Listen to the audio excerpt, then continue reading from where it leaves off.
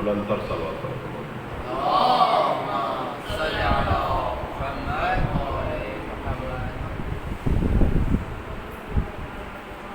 اعوذ باللہ من الشیطان اللعین الرجیم، بسم اللہ الرحمن الرحیم، الحمد للہ رب العالمین، الصلاۃ والسلام علی اشرف الانبیاء والمرسلین، سیدنا و نبینا و طبیب نفوسنا و حبیب قلوبنا و شفیع ذنوبنا و مقتدانا و مولانا ابی القاسم محمد اللهم صل على محمد وعلى محمد وآل بیتہ الطیبین الطاہرین المعصومین، اما بعد فقد قال اللہ تعالی فی کتابہ المجید وقولہ الحق، بسم اللہ الرحمن الرحیم، یا ایہا الذین آمنوا استجیبوا للہ ولرسولہ اذا دعاکم لما یحییکم۔ درود محمد۔ اللهم صل على محمد وعلى محمد۔ ماشاءاللہ آپ کی تعداد آج زیادہ ہے اور جو درود کی آواز ہے وہ نہ ہونے کے برابر ہے۔ بلند تر صلوات پڑھیں۔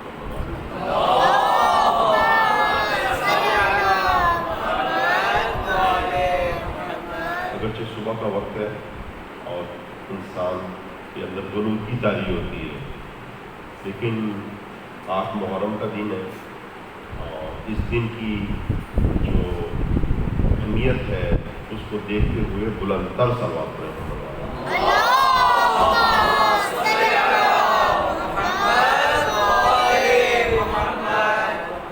مومنین کرام، آپ دیکھ رہے ہیں کہ آج 8 محرم کا دن ہے اور ہمارے لیے جو عاشور کے دن بہت قریب رہ گیا، اور عاشور کے دن زیادہ گفتگو نہیں ہوتی، یہی جو 8 اور 9 محرم کو گفتگو ہو جاتی ہے۔ تو ہمارے لیے ضروری ہے کہ ہم جو کربلا کا پیغام ہے اس کو صحیح طرح سے سمجھیں، اور اگر ہم اس کو نہیں جان پائے اور ہر شے کربلا سے لے گئے، کوئی فائدہ بولو نہیں ہوگا، کیونکہ جس مقصد کے لیے انسان آتا ہے اگر اس مقصد کو نہیں پاتا، بھلے دوسری بہت سی چیزوں کو پائے، کوئی بھی فائدہ نہیں ہوگا۔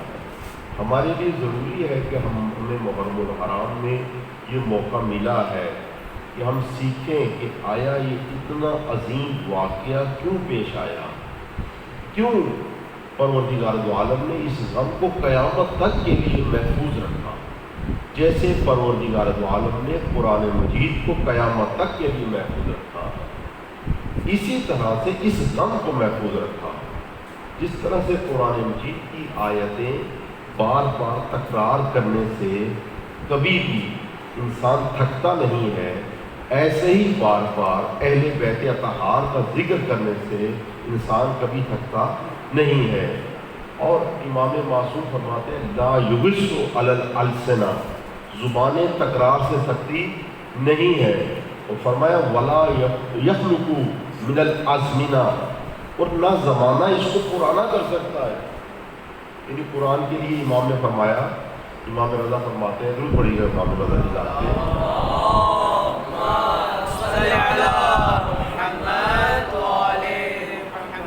نہیں ایسے نہیں، پھر دوبارہ اسی طرح سے درود پڑھنا شروع کر دیتے ہیں جیسے پہلے پڑھا تھا، نہیں بلند آواز سے پڑھی محمد والے محمد پہ۔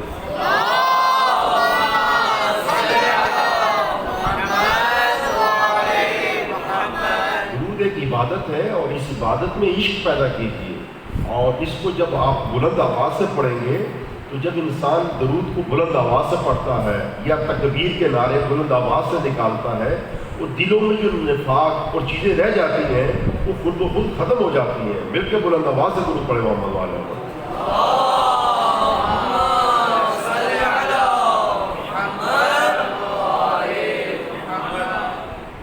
تو مومنین کرام، یہ جو ایام ہیں ان کی اہمیت کو ہمیں سمجھنا چاہیے۔ امام حشتم فرماتے ہیں لا یخلق من الازمنہ، یخلق کا ایک معنی ہوتا پرانا کرنا، زمانہ قرآن کی آیات کو پرانا نہیں کرتا۔ کیا مطلب یہ ہے کہ بہت سی چیزیں پرانے ہو جاتے ہیں۔ زمانے میں آپ دیکھتے ہیں ہیرو بنائے جاتے ہیں، یہ ہیرو ایک وقت تو ایسا آتا ہے کہ دنیا میں ان کا تذکرہ ہے، ہر جگہ پہ انہی کی بات ہے، ہر جگہ پہ انہی کی جو ہے وہ کمال ہے، لیکن ایک وقت ایسا ہے کہ اس کی کوئی ویلیو، اس کہانی کا، اس قصے کا، اس اسٹوری کا، اس مووی کا کوئی بھی دیکھنے والا نہیں رہتا۔ یہ کیا ہے؟ یخلق من الازمنہ، زمانے نے اس کو پرانا کر دیا۔ بعض آباد ہوتے ہیں، دنیا میں ان کا نام ہے، اللہ نے اقتدار دیا ہے، وہ جیسے جیسے ان کا وقت گزرتا جاتا ہے وہ سارا روب اور دبدبا بولو ختم ہوتا جاتا ہے۔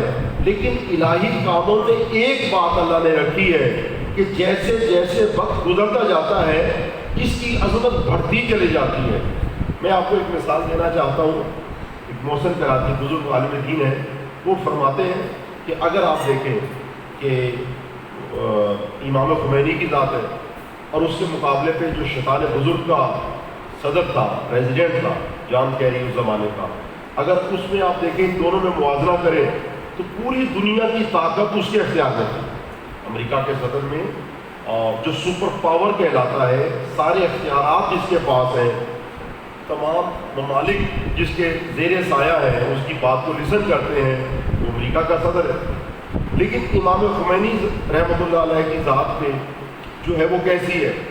فرمایا کہ وہ تو ایک پیش نماز ہے، اور پیش نمازی سے خداوند متعال نے، یعنی جو انسان الہی ہو جاتا ہے اور اپنے آپ کو الہی بنا لیتا ہے، تو یہاں تک کیا خداوند متعال نے وہاں ان کو ولایت فقیہ عطا کی، مومنوں کے دلوں پہ حکومت عطا کی ہے، اور اس کو تخت و تاج پہ حکومت ملی ہے، جیسے نمرود کو تخت و تاج پہ حکومت ملی اور ابراہیم کو دلوں پہ حکومت ملی، صاحبان ایمان پہ حکومت ملی۔ بالکل اسی طرح سے مرد مجاہد امام خمینی رضوان اللہ تعالیٰ علیہ کو مومنین کے دل پہ حکومت ملی، اس کو دنیا کے تخت و تاج پہ ملی ہے۔ ساری دنیا کا اسلحہ اس کے اختیار میں ہے، تخت و تاج اس کے اختیار میں ہے، فوجیں اس کے اختیار میں ہیں، لیکن اب دونوں دنیا سے چلے گئے، نہ امام خمینی رہے نہ امریکہ کا وہ بولو صدر رہا۔ لیکن اگر دونوں کو دوبارہ زندہ کیا جائے، دونوں کو دوبارہ اٹھایا جائے، لیکن وہ تخت اور تاج نہیں دیا جائے، تو اس کے ساتھ کتنے ہوں گے؟ اور بولو ان کے ساتھ کتنے ہوں گے؟ وہ اس کے ساتھ جو ہوں گے اس کو مارنے کے تو ڈر پہ ہوں گے، لیکن امام خمینی کے جو پیچھے ہوں گے، یعنی کہ اگر جب آئے تھے تہران میں تو 5 ملین لوگوں نے استقبال کیا تھا، 5 ملین لوگ آئے تھے استقبال کے لیے، اور جب جنازہ ہوتا ہے تو اسی شہر میں 10 ملین لوگ تھے۔ جب گئے آئے شہر میں تو 5 ملین تھے، جب گئے تو 10 ملین تھے، اگر اب آ جائیں گے، یعنی اس کا مطلب ہے لا یخلق من الازمنہ، جو انسان اپنا رشتہ خدا سے جوڑ لیتا ہے، زمانہ اس کو کبھی بولو پرانا کرتا نہیں ہے۔ بڑی بڑی کتابیں لکھی جاتی ہیں لیکن زمانہ اس کو پرانا کر دیتا ہے، اب وہ نصاب میں نہیں رہتی، اب ان کا کوئی چرچا نہیں ہوتا، ان کے جو خلاصے ہیں، وہ جو ٹیکسٹ بک لکھی جاتی ہے وہ سب ختم ہو جاتا ہے۔ لیکن جو کتاب الہی بن جاتی ہے وہ ہمیشہ بولو باقی رہتی ہے۔ آپ دیکھیں کتنی کتابیں ہیں پرانی ہو جاتی ہے۔ یہ مفاتیح الجنان، آپ دیکھو کس طرح سے کسی مجتہد نے نہیں لکھی ہے یہ کتاب۔ ایک مولانا تھے شیخ اختر، جو عباس قمی کے نام سے جو مشہور تھے، انہوں نے یہ لکھی ہے۔ مولانا ہے، مجتہد نہیں ہے، لیکن کتابوں میں کتنا بلند مقام پیدا کیا کہ ایک مرتبہ جا کے قرآن کے ساتھ بیٹھ گئی، ایک مرتبہ وہ نہج البلاغہ کے ساتھ بیٹھ گئی۔ وجہ کیا ہے؟ کیسے یہ کتاب اس کے ساتھ بیٹھ گئی؟ تو در حقیقت میں جو انسان اپنا رشتہ خدا سے جوڑ لیتا ہے، در حقیقت خدا بھی اسے اپنے ساتھ جگہ دے دیتا ہے۔ وہ چاہے مرد خمینی ہو، اور بولو چاہے وہ جو ہے وہ عباس قمی ہو، یا اسی طرح سے اگر آپ دیکھیں کتنی شاعری ہے پرانی ہوتی جاتی ہے، لیکن اقبال کی شاعری کو 100 سال برس کھینچتا ہے۔ لیکن یہ پرانی نہیں ہوتی ہے.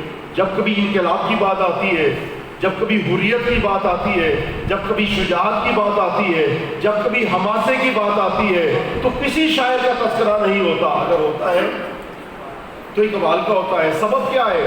100 سال کے بعد تو یہ تذکرہ مٹ جانا چاہیے. نہیں، موت کے سیلاب میں ہر خشک و تر بہ جائے گا، ہاں مگر نام حسین ابن علی رہ جائے گا.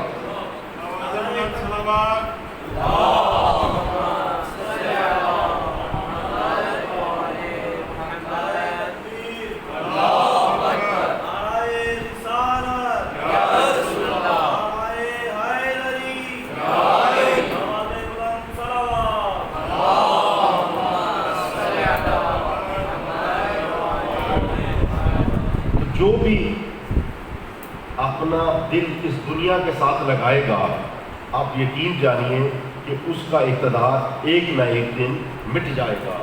اور جس نے رشتہ اپنا خدا کے ساتھ جوڑ لیا، زمانہ اس کو پرانا نہیں کر سکتا. لا یخلق من الازمنہ، زمانہ اس کو پرانا نہیں کر سکتا. کیا وجہ ہے کہ کربلا والوں کا نام باقی ہے؟ یعنی میں آپ کی خدمت درج کروں، کوئی جو ہے آپ کی نسلوں میں بڑے بزرگ گزرے ہیں، اجداد پاکیزہ نسلیں ہیں جن کے یہ احباب بیٹھے ہیں، لیکن کوئی آپ سے یہ کہہ دے بھائی 5ویں نسل پہلے جو آپ کے عزیز آئے تھے ہم ان کے لیے ختم دینا چاہتے ہیں، تو اسی گھرانے میں سے کتنے بچے ہیں جو ایک دیگ بنانے کے لیے راضی ہو جائیں گے؟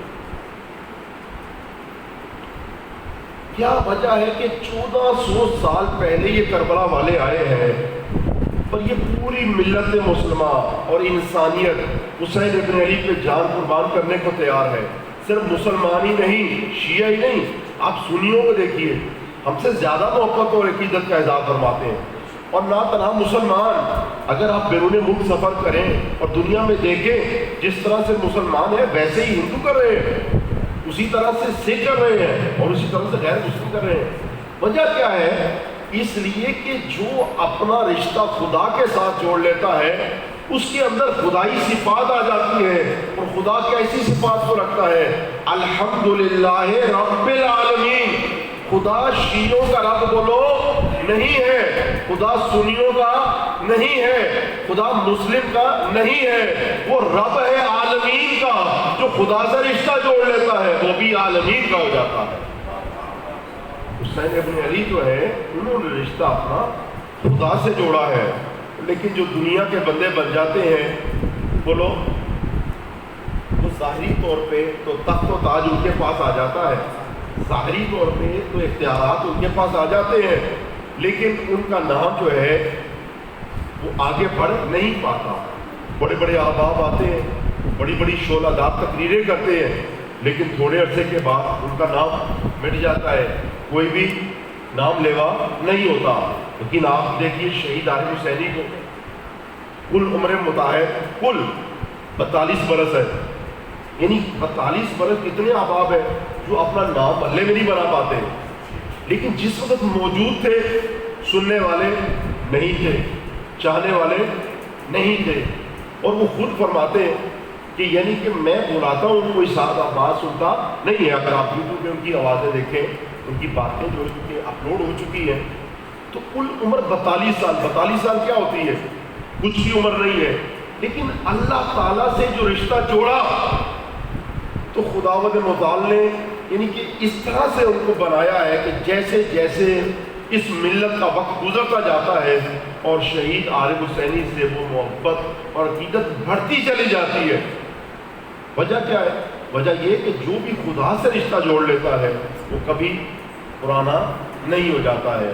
لیکن جو دنیا کے بندے ہو جاتے ہیں، الناس عبید الدنیا، لوگ جیسے امام حسین فرماتے ہیں کہ لوگ دنیا کے بندے ہیں. دنیا کیا ہے؟ دنیا پانی کا بلبلہ ہے. پانی کا بلبلہ دیکھا بیٹا؟ وہ جو آپ اسے ہوا مارتے ہیں اور جو ہے وہ پھونک مارنے کے بعد پانی کا بلبلہ بن جاتا ہے، تو اس کی لائف کتنی ہے؟ وہ تھوڑے عرصے کی ہے. اگر ہم دنیا کے لیے کوئی کام کریں گے تو دنیا بھی آپ کو اجر دے گی، اگر خدا کے لیے کریں گے تو بولو خدا بھی اجر دے گا. لیکن فرق ہے اگر خداوند متعال فرماتا ہے ان اللہ اشترى من المؤمنین انفسهم واموالهم بان لهم الجنہ، اے لوگوں دیکھو میں بھی تمہارا خریدار ہوں، اور دنیا آواز دیتی ہے کہ جی ہم بھی آپ کے خریدار ہیں۔ دنیا کو اپنے آپ کو سپرد کرنا اور دنیا کے لیے کوئی کام کرنا ایسے ہے جیسے پانی کے بلبلے کے لیے کام کرنا، جیسے ہواؤں کے لیے کام کرنا۔ ہواؤں کا تو کچھ نہیں پتا ہوتا، کبھی اس طرف چلی اور بولو کبھی اس طرف چلی۔ دنیا اگر بہت زیادہ کسی کو اجرت دے دے تو ایک مرتبہ جب وہ آتا ہے تو کھڑے ہو جاتے ہیں۔ تو یہ بات بہت سے لوگ اپنی جانیں دے دیتے ہیں، لیکن دنیا اگر ان کو اجرت دے، پہلی تو دنیا کے جو عاشق ہیں، جو دنیا کے لیے کام کرتے ہیں، پہلے تو ان کو یہ معشوق ملتی نہیں ہے، اس سے پہلے ہی چلے جاتے ہیں، لیکن بہت کم ہے۔ یعنی آپ اندازہ لگائیں کتنے لوگ ہیں جو فرعون بننا چاہتے ہیں، جتنے جو چوری کرتے ہیں یہ چاہتے ہیں کہ جیل میں چلے جائیں۔ یہ جب نکلتے ہیں چوری کے راستے میں تو یہ فرعون جیسا بننا چاہتے ہیں، لیکن وہ مرغی چوری کرتے ہوئے پکڑے جاتے ہیں اور محلے والے اتنا مارتے ہیں کہ اس کے بعد پھر توبہ کر لیتے ہیں کہ ہم فرعون نہیں بن سکتے۔ تو آپ دیکھیے اگر دنیا والے کسی کو اجرت دے تو کیا کرتے ہیں؟ یا تالی مار دیں گے، یا بولو سیٹی مار دیں گے، یا جو ہے وہ زبان سے ہٹا دیں گے، واہ واہ، یہی کر سکتے ہیں، واہ واہ کر دیں گے۔ تو دنیا والے اگر کسی کو اجرت دیں گے تو یا واہ واہ کر دیں گے یا سیٹی مار دیں گے، اگر مر جائے گا تو کیا کریں گے؟ 2 منٹ خاموش ہو جائیں گے، اس سے زیادہ کیا، اس سے زیادہ اجرت مل نہیں سکتی۔ لیکن خداوند متعال نے فرمایا ان اللہ اشتری من المؤمنین انفسهم واموالهم بان لهم الجنہ، مومنو اگر تم میرے لیے کام کرو گے تو میں تمہیں جنت عطا کر دوں گا۔ اچھا اگر ہم خدا کے لیے کام کریں گے تو جنت مل جائے گی۔ قرآن مجید کی ایک آیت اور بھی ہے، خداوند متعال فرماتا ہے ومن الناس من یشری نفسه ابتغاء مرضات اللہ، بندوں میں ایک بندہ ایسا ہے جو نفس بیچتا ہے، اللہ کی مرضیاں خرید لیتا ہے۔ کچھ ہیں جو جنت کو پا لیتے ہیں، اور بولو کچھ ایسے ہیں جو اللہ کی مرضیوں کو پا لیتے ہیں۔ فرمایا کہ وَرِضْوَانٌ مِّنَ اللَّهِ اکبر، دیکھو اللہ کے لیے جو کام کرے گا وہ سب سے بڑا ہے، ذَلِكَ الْفَوْزُ الْعَظِيمُ، اور یہ انسان کی سب سے بڑی کامیابی ہے کہ انسان اپنا نفس خدا کی ذات کو بیچ دے۔ تو کس طرح سے؟ فرمایا دیکھو شب ہجرت سونے والا ایک ایسا تھا جو اپنا سویا بستر رسول پہ تو اللہ نے یہ آیت اتاری وَمِنَ النَّاسِ مَن يَشْرِي نَفْسَهُ ابْتِغَاءَ مَرْضَاتِ اللَّهِ، کہ بندوں میں ایک بندہ ایسا ہے جو نفس بیچتا ہے، اللہ کی مرضیاں خرید لیتا ہے۔ یعنی جو جنت کے طلبگار ہیں اللہ ان کو بھی خالی نہیں پلٹاتا، ان کو جنت عطا کر دیتا ہے۔ جو خدا کی خوشی چاہتے ہیں اللہ انہیں اپنی مرضیاں عطا فرماتا ہے۔ درود پڑھیے گا محمد والے۔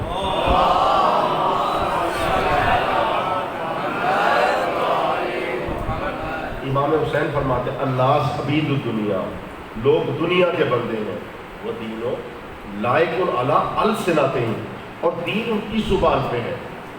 یعنی امام دینداری کے متعلق بتاتے ہیں، دیکھیں قرآن مجید بھی دینداری کے متعلق بتاتا ہے۔ قرآن مجید کہتا ہے دینداری کئی طرح کی ہے۔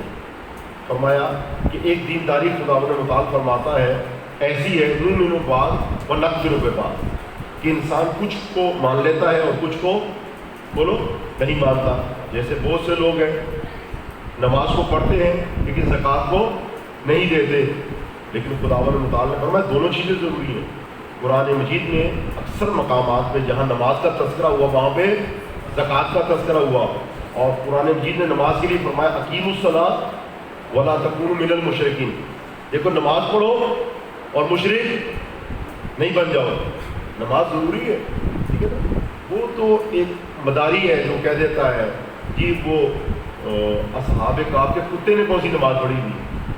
تو بھائی یہ کتے کا مقابلہ کتے سے ہوگا اور انسانوں کا مقابلہ انسان سے ہوگا۔ اگر ہمارا مقابلہ کیا جائے تو کس سے کیا جائے گا؟ اصحاب کہف سے کیا جائے گا۔ تو اب ایسے موقع پہ جن کتے پہ تو نہ شریعت ہے نہ ہی کوئی دوسری چیز واجب ہے، تو ہم اپنا مقابلہ اس پہ کریں جس میں کوئی ہو۔ تو موازنہ برابر کا ہوتا ہے نا، ایسا تو نہیں ہے کہ ایک مرتبہ کوئی جو ہے وہ اگر مٹھائی کے کسی پیس کا مقابلہ کرے گا تو کس کے ساتھ کرے گا؟ بکریوں یا گھوڑوں کے عضلے کے ساتھ تو نہیں کرے گا، اس سے مقابلہ بنتا ہی نہیں ہے۔ کیونکہ وہ نجاست ہے، یہ طہارت ہے، تو طہارت کا مقابلہ کس کے ساتھ ہوگا؟ طہارت کے ساتھ ہوگا۔ اللہ نے انسان کو اشرف المخلوق بنایا ہے، تو مقابلہ کس کے ساتھ ہوگا؟ اس کے ساتھ ہی ہوگا۔ تو آپ دیکھیے گا کہ الناس عبید الدنیا، لوگ دنیا کے بندے ہیں۔ کچھ لوگ ایسے ہیں نؤمن ببعض ونکفر ببعض، ایک دینداری ایسی ہے کہ آپ دین کا ایک حصہ لے لو، دوسرا حصہ نہ لو۔ کچھ لوگ نماز کو لے لیتے ہیں اور کچھ تو نماز کو بھی نہیں لیتے، تو اللہ نے فرمایا اگر نماز نہیں لی تو مشرکین میں سے ہو جاؤ گے۔ اور کچھ لوگ زکوٰۃ کو نہیں لیتے، اللہ کے راستے میں کچھ خرچ نہیں کرنا چاہتے، کچھ خرچ ہی نہیں کرنا چاہتے۔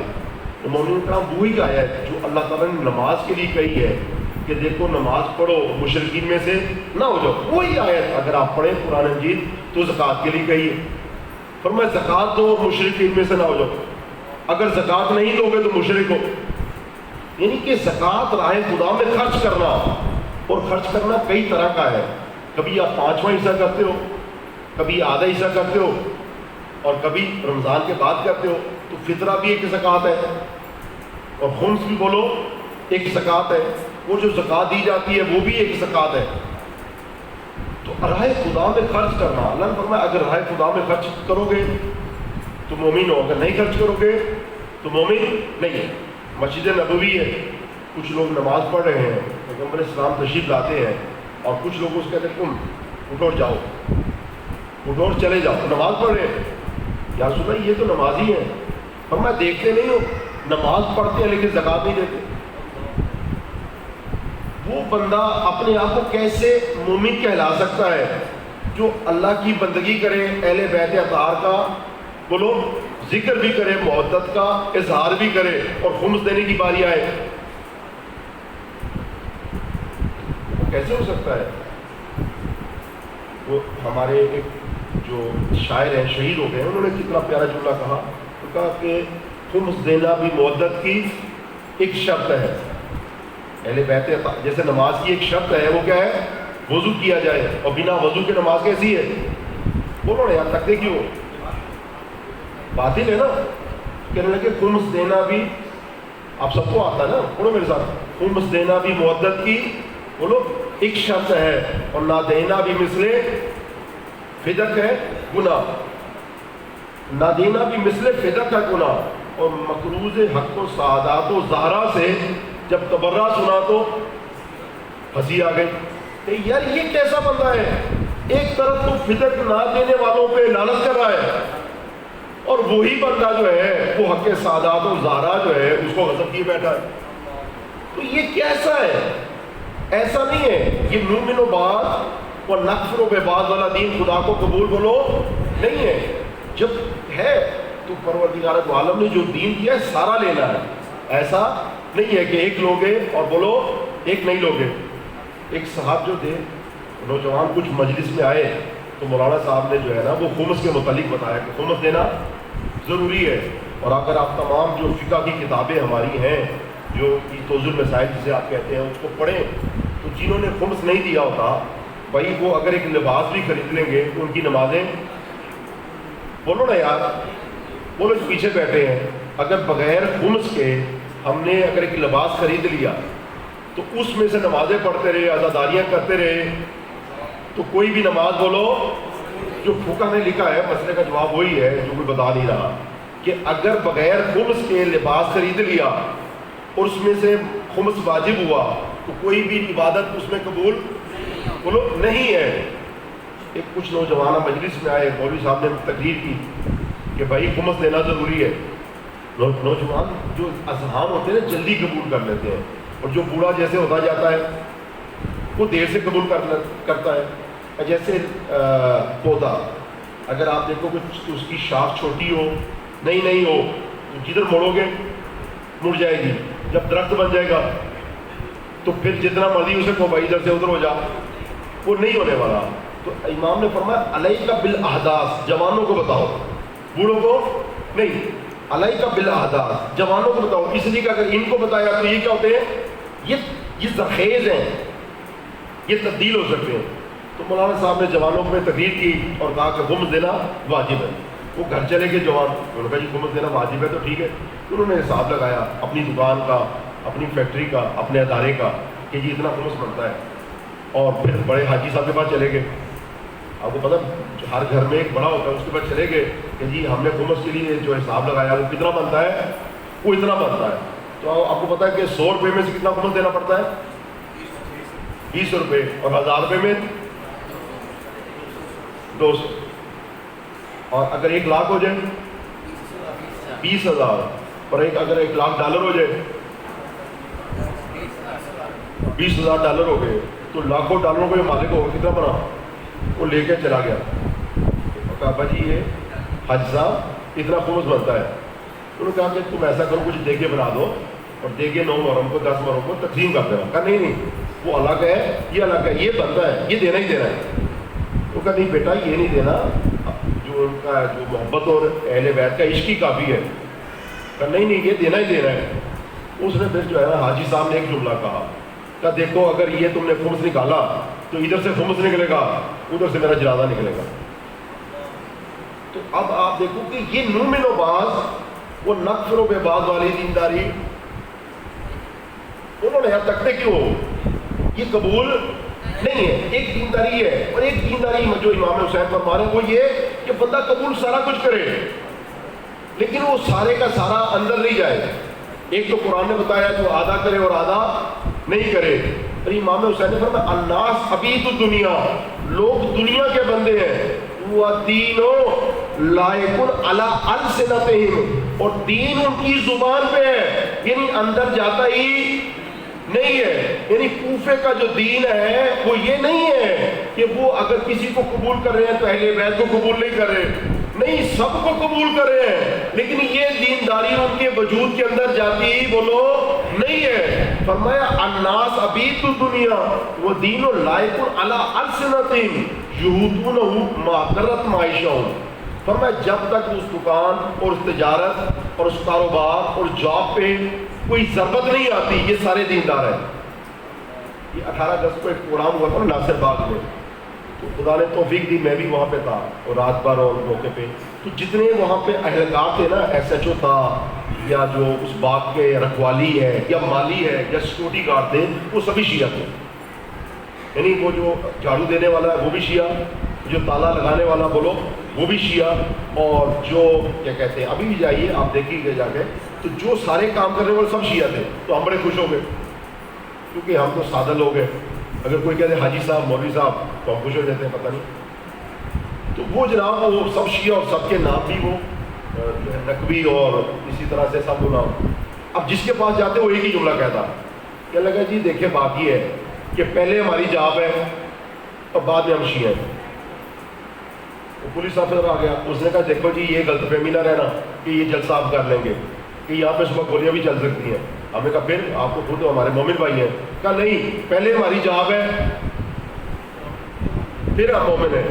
ایسی دینداری خداوند متعال کو بولو پسند نہیں ہے کہ پہلے ہم اس قبیلے سے ہیں، پہلے ہم فلاں قبیلے سے ہیں، پھر ہم وہ ہیں، پہلے ہمارا وطن ہے، پہلے ہمارا لاہور شہر ہے، پہلے ہمارا یہ ہے، پھر ہم مومن ہیں. نہیں، ایسے مومن خدا کو پسند نہیں ہے. خداوند متعال کو وہ پسند ہے جو لا شریک ہے، کیونکہ باطل تو ہی پسند ہے، حق لا شریک ہے.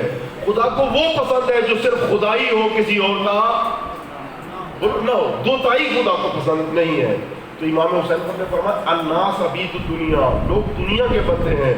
یہودونہ ما درت معیشہم، وہ مومن رہتے ہیں جب تک تجارت میں نقصان، ویزے لگتے رہتے ہیں وہ مومن رہتے ہیں. جہاں ویزے میں رکاوٹ ہوئی وہاں پہ وہ مرد آباد امریکہ کہنا چھوڑ دیا. ایک صاحب سے بڑے اچھے بھلے مرد آباد امریکہ کے نعرے لگاتے ہیں، ایک دفعہ جلسوں میں آنا چھوڑ دیا. ان سے پوچھا بھائی آپ کو ایک دم اتنی تبدیلی آ گئی ہے؟ کہا حضرت امریکہ کا ویزا لگانا ہے. یہ کیا ہے؟ یہ دینداری جو زبان کے اوپر ہو، یہ امام حسین فرماتے ہیں پسند نہیں ہے. زبان پہ اوپر کیا کون سی چیز ہوتی ہے اور اندر جو نہیں جاتی. دیکھیں آپ کے پنجاب میں تو وہ بہت زیادہ کھائی جاتی ہے. وہ ان میں سے ایک پان ہے کہ پان جو ہے کہاں پہ ہوتا ہے؟ وہ زبان تک، نوک کے زبان تک ہوتا ہے، حلق تک، کیونکہ یہ ذائقہ سے یہاں تک ہوتا ہے. واہ واہ کہاں تک ہوتی ہے؟ وہ یہیں تک ہوتی ہے. آپ خمس کی بات کر لیں انہیں واہ واہ کرتے نہیں. آپ نماز کی بات کر لیں، جو عادی ہوتے ہیں واہ واہ کرنے کا وہ کیا کرتے ہیں؟ انہیں واہ واہ کرتے ہیں. بے شک بے شک. ایک انہیں جو بات کرتے ہیں انہوں نے کیا کرنا ہے؟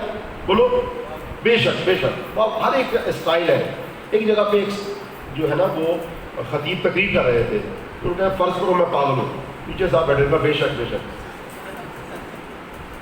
انہوں نے سوچنا ہی نہیں ہے کہ یہ بات اس میں بے شک کہنا بھی ہے بولو یہ نہیں ہے. یہ جو ہے نا ایسی دینداری جس میں انسان جو ہے وہ اپنی زبان تک رکھے بولو اس کا فائدہ نہیں ہے. تو پان ایک ایسی غذا ہے جو اندر انسان لے جاتا نہیں ہے. اور اگر آپ دیکھیں کہ جو ہمارے ملک میں بہت زیادہ بکتی ہے جسے وہ ڈرائیور حضرات زیادہ کھاتے ہیں وہ مسوار یاد آ گیا.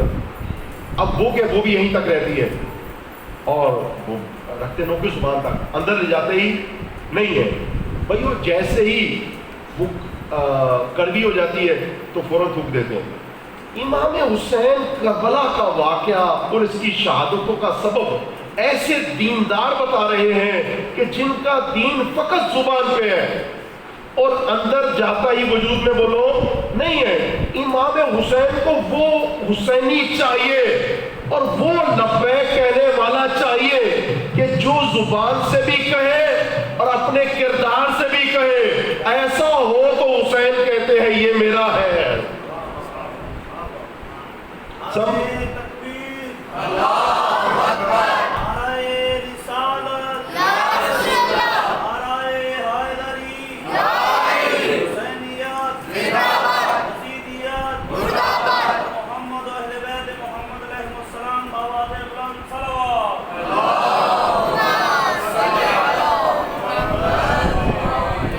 دوتائی پسند نہیں ہے. اس کو یاد رکھیے دوتائی باطل کو ہی پسند ہے. ہر وہ کوفی جو ہے اس میں دوتائی پائی جاتی ہے. حسینی میں یکتائی ہے. باطل کے اندر کتنی ہے؟ اس کے کئی خدا ہو سکتے ہیں. کئی خدا کو ڈٹا نہیں مار دینا, شیر کو بھی ڈٹا نہیں مار دینا. خدا کئی خدا کا مطلب کیا ہے؟ کئی رہبر ہو سکتے ہیں, کئی پیشوا ہو سکتے ہیں, کئی امام ہو سکتے ہیں, لیکن حسینیوں کا ایک ہوگا. کوفیوں کا کئی ہو سکتا ہے. یہی وجہ ہے کہ کوفی اپنے علاقے کے اس کو رہبر کو بھی مان رہے ہیں اور حضرت مسلم کا بھی احترام کر رہے ہیں, اور جب مشکل پڑے گی تو علاقے کے رہبر کو مان لیں گے اور بولو جو حسین ابن علی نے بنایا ہے وہ دوسرے نمبر پہ آئے گا. اگر آ گئی بات تو ٹھیک ہے, نہیں جیسے آپ ان میں سے آپ کی خدمت میں عرض کرنا چاہتا ہوں سلمان بن سرخ خزائی, یہ جو وہاں کے جو حسین ابن علی کو خط لکھ رہے ہیں اور زبان سے نام حسین پکار رہے ہیں, یہ ان کا لیڈر ہے. اب ایسے موقع پہ خط لکھنے والوں میں یہ بھی شامل ہے. یہی شخص جو کہ حسین جن کے لبوں پہ ہے اور ان کو ہم اچھے نام دے دیتے ہیں, جو بھی کالے کپڑے پہنے کہہ لیتے ہیں یہ شیعہ ہے, جس کے نام پہ لب پہ بھی حسین آ جائے بولو وہ شیعہ ہے, اور جس کو جو بھی عالی مدد کر لے ہم کیا سمجھتے ہیں وہ پکا شیعہ ہے, اندر سے جا کے حسین ہی نکلے. ایک ملک میں گیا تو ایک گاڑی پہ یا عالی مدد لکھا تھا, تو میں نے اس گاڑی کا ویٹ کیا کہ دیکھوں یہ اندر جو ہے وہ عالی مدد کہنے والا کون ہے. وہ صاحب آ گئے, میں نے کہا السلام علیکم. بات چیت ہوئی, میں نے کہا جی آپ بھی مومن آدمی ہیں کیونکہ ہم سیدھے ساتھ ہیں, جہاں بھی عالی مدد لکھا ہو وہ ہے. وہ کہا جی بالکل ابھی مومن ہے. میں نے کہا آپ بھی شیعہ ہیں؟ کہا جی آپ بھی شیعہ ہیں. آپ نے کہا آپ بھی شیعہ ہیں. تو پتہ لگا کہ وہ شیعہ کون سا ہے. میں نے کہا آپ کا امام کون سا ہے؟ کہا احمد خان. تو جو ہے وہ جو ہے آغا خان. میں نے کہا یہ خان. دیکھو لفظوں میں نہیں جائیے کہ جو بھی آپ کو لفظ کہہ دے وہ جناب آپ کو عالی مدد کہہ دے آپ نہیں. بھائی یہ دیکھو مومن جو ہے ان فی ذالک لآیات لأولی الالباب, صاحب لب میں جائیے دیکھیے کہ آیا یہ جو ہے یہ نام صرف زبان تک ہے یا میدان تک بھی ہے. حسین کو وہ لبیک نہیں چاہیے بولو جو زبان تک ہو, بلکہ وہ چاہیے جو میدان تک بھی ہو. یعنی کیسے پتہ چلے گا؟ پتہ ایسے چلے گا کوفے میں لبیک کی آوازیں ہیں, لیکن جب عاشور کا دن آتا ہے کوئی کوفی نظر, اگر کوفے میں سے کل نظر آئے تو دو, پورے کوفے میں سے جو ٹوٹل نظر آئے ہیں وہ دو ہیں. تو ایسے موقع پہ ایسی عزاداری نہیں چاہیے. لیکن یہ کرتا کیا ہے؟ کرتا یہ ہے کہ لبوں پہ خدا کا نام رہتا ہے, لبوں پہ اماموں کا نام رہتا ہے, اور جب میدان کی باری آتی ہے تو طواف شروع کر دیتا ہے. یہ جو اس وقت یعنی کہ جب میدان کربلا میں جانے کی بات آئی, کیا مطلب جب قربانی کی جگہ آئی تب انسان نے اگر طواف شروع کر دیے تو در حقیقت میں اپنا دین جو ہے نا اس نے زبان پہ رکھا ہے، یہ پان کی طرح رکھا ہے، ببل کی طرح. بچے اگر کچھ ببل کھاتے ہیں کڑوی ہو جاتی ہے تو پھینک دیتے ہیں، یہ اس کی طرح رکھا ہوا ہے. اور ایسا دین نہیں چاہیے. وہ جو لوگ طواف کر رہے تھے مکہ کا، اور امام حسین نے فرمایا چلو، کہاں پہ چلو؟ کربلا میں چلو. لیکن انہوں نے کیا کیا؟ حسین ابن علی کو ساتھ چھوڑ دیا، امام حسین کے ساتھ چلے نہیں. حکیم امت جو ہے وہ فرماتے ہیں کہ یہ کس مداری سے دین سیکھا ہے. دیکھیں ہم بھی کوئی دین کی اسباب بیان کرتے ہیں نا کہ کیوں ایسا واقعہ کیوں ہوا، تو وہ کیا فرماتے ہیں؟ وہ فرماتے ہیں کہ یہ دینداری حسین ابن علی سے نہیں سیکھی انہوں نے. اگر فاطمہ زہرا کے لال سے سیکھتے یا امیر المومنین سے سیکھتے تو علی نے تو کوئی میدان چھوڑا ہی نہیں ہے. علی تو مرد میدان ہے، اور علوی کہلاتا ہی اسے ہے جو میدانوں میں موجود نظر آتا ہے. ایسا ہی ہے نا.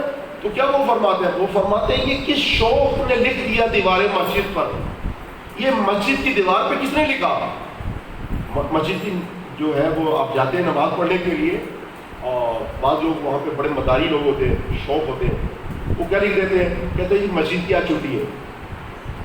تو مومن بھی سیدھے سادے ہوتے ہیں، کہ آج چھٹی ہے، وہ چلے جاتے ہیں آج نماز کی چھٹی ہے. بعض کی تو پوری عمر کی چھٹی کرا دی ہے، اور بعض جو ہے وہ ان کی ہفتے 10 دن کی چھٹی کرا دیتے ہیں کہ نماز کی آج چھٹی ہے، وہ چلے جاتے ہیں.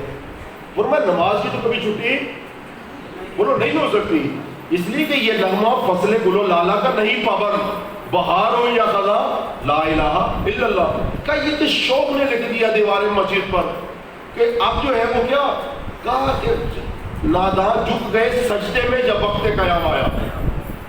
آپ جاتے ہیں نا ایران میں تو وہاں پہ ایک مکبر ہوتا ہے، نماز مولانا صاحب پڑھاتے ہیں تو وہ مکبر کیا کہتا ہے؟ قیام. سب لوگ قیام میں کھڑے ہو جاتے ہیں، اور وہ جب کہتا ہے رکوع تو سب رکوع میں چلے جاتے ہیں، اور جب وہ کہتا ہے سجدہ تو بولو سجدے میں چلے جاتے ہیں. تو ہر جگہ قیام کی نہیں ہے، اور ہر جگہ بولو رکوع کی بھی نہیں ہے، اور ہر جگہ سجدے کی بھی نہیں ہے. لیکن جنہوں نے صحیح دینداری نہیں لی ہوتی تو وہ دیکھتے ہیں وقت قیام آ گیا وہ سجدے میں چلے جاتے ہیں. یہ کربلا کیا بتاتی ہے؟ مومنوں کس کا وقت آ گیا؟ بولو کس کا وقت آ گیا؟ قیام کا وقت آ گیا. کربلا یہ بتاتی کس کے سامنے؟ طاغوت کے سامنے، باطل کے سامنے. بولو کس کا وقت آ گیا؟ بولو تھکتے کیوں یار؟ بولو کس کا وقت آ گیا؟ قیام کا وقت آ گیا. اور وہ کہاں چلا جاتا ہے؟ طاغوت کی گودی میں چلا جاتا ہے. آپ نے دیکھا نہیں کہ اگر کوئی مرد مجاہد ہو تو جب قیام کا وقت آئے تو کیسے جا سکتا ہے یوں کے؟ بھائیو اگر مداری نہ ہو تو کیسے یوں کے جا سکتا ہے؟ بھائی جب وقت قیام آ گیا، آپ نے دیکھا کہ ایک دن جو ہے وہ گفتگو کرتا ہے، اگلی رات یوں کے پہنچ جاتا ہے. یہ کیسے ہے؟ یہ کس شوق نے لکھ دیا دیوار مسجد پر؟ یہ دین کس نے سکھایا کہ جب وقت نادان جھک گئے سجدے میں جب وقت قیام آیا؟ یہ وقت قیام ہے. یہاں پہ انسان جو ہے اگر میدان کو چھوڑ دے گا تو بات بولو بنے گی نہیں. یہی وجہ ہے کہ جنہوں نے دینداری سیکھی ہے نوکے صبح کے لیے وہ میدان میں کبھی نظر نہیں آتے، اور جو میدان میں نظر آتے ہیں وہی حقیقت میں حسینی ہے. سب میں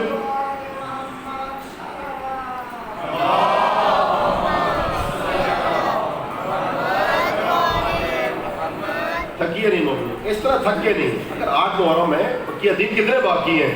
اگر ہم نہیں سبق سیکھیں گے تو کیسے آگے بڑھیں گے؟ سب مل کے لبیک یا حسین، لبیک یا حسین، لبیک یا حسین، لبیک یا حسین، لبیک یا حسین، لبیک یا حسین، لبیک یا حسین. امام حسین فرماتے ہیں کہ 2 تائی نظر نہیں آئے گی. کیوں؟ اس لیے کہ اگر ہم حسینی ہیں تو امام فرماتے ہیں من را سلطانن جایا، جو کبھی کسی ایسے حاکم کو دیکھے مستحلا لحرم اللہ، اللہ کے حلال کو وہ حرام کر رہا ہو، ناقصا لعہد اللہ، اور جو عہد الہی ہے اس کو وہ توڑ رہا ہو، مخالفا لسنت اللہ، سنت رسول اللہ، وہ اللہ کے رسول کی سنت کو بولو بدل رہا ہو، یعمل فی عباد اللہ، اللہ کے بندوں میں ایسے عمل کر رہا ہو، بالقسم والعدوان، گناہوں اور عدوان کے ذریعے سے. فرمایا ایسے میں فلم یغیر بفعل، اگر کوئی اپنے آپ کو مومن کہے اور اپنے آپ کو تبدیل نہ کرے ایسا بحث اگر کہیں نظر آئے، فَلَمْ يُغَيِّرْ، جو اپنے آپ کو بدلے نہیں، یعنی جیسے یہ پتھر بن کے بیٹھ جائے، لا تعلق بن کے بولو بیٹھ جائے، بے حس بن کے بیٹھ جائے، لم یغیروا بفعل ولا قول، نہ اپنی زبان بدلے نہ اپنا بولو کردار بدلے، فرمایا کان حقا علی اللہ، تو خدا کو یہ بات زیبا دیتی ہے این یدخلہ مدخلا، کہ جہاں پہ اس ظالم اس حاکم کو خدا بھیجے، اس خاموش رہنے والے کو بھی وہیں پہ بھیجے۔ اس لیے لا تعلق بن کے بولو ہم نہیں بیٹھ سکتے، ہم خاموش بن کے نہیں بیٹھ سکتے، ہمیں دیکھنا پڑے گا، ذرا دیکھ یہ جو ہو رہا ہے اور ہونے والا ہے، یہ جو ہو رہے ہیں معاملات ہمیں اس میں دیکھنا پڑے گا، کیونکہ اگر ہم اپنے آپ کو ایک مرتبہ پتھر کی طرح بنا کے بیٹھ جائیں گے اور حسینی بھی کہیں گے تو کیسے بات بنتی ہے؟ نہیں، جو حسینی بھی ہے اور موت سے بھی ڈرتا ہے، ہاں وہ توہین حسین ابن علی کرتا ہے، بولو بلند آواز سے لبیک یا حسین،